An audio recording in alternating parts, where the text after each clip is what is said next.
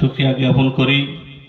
প্রতি বছরের ন্যায় আমাদের এই আল হিরা যুব সংঘের উদ্যোগে এই তাফসিরুল কোরআন মাহফিল করার সৌভাগ্য আমাদের 24-25 সালে আবারও করার তৌফিক দিয়েছেন সেই মহান রব্বুল আলামিনের প্রতি আমরা শুকরিয়া আদায় করি। সবাই বলি আলহামদুলিল্লাহ।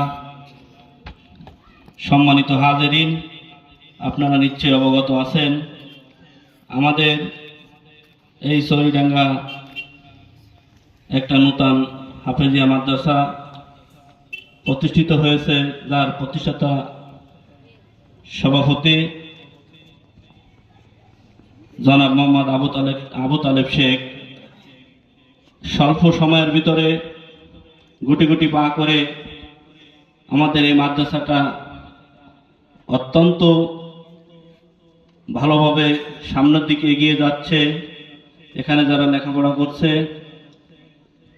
কোরআনের বাণী শিখছে, কাল কিয়ামতের দিন যা দিয়ে পার হতে হবে সেই ফুলস্রোত, সেই বিষয়ের উপর আমাদের ছেলেমেয়েরা এখন থেকেই শিক্ষা গ্রহণ করছে।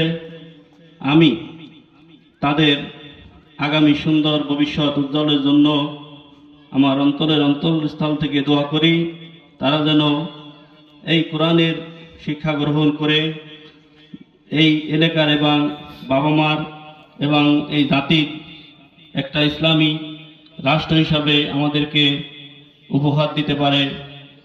এই উদাত্ত আহ্বান রেখে আমি আমার সংক্ষিপ্ত বক্তব্য শেষ করছি। আসসালামু আলাইকুম ওয়া রাহমাতুল্লাহি ওয়া বারাকাতুহু।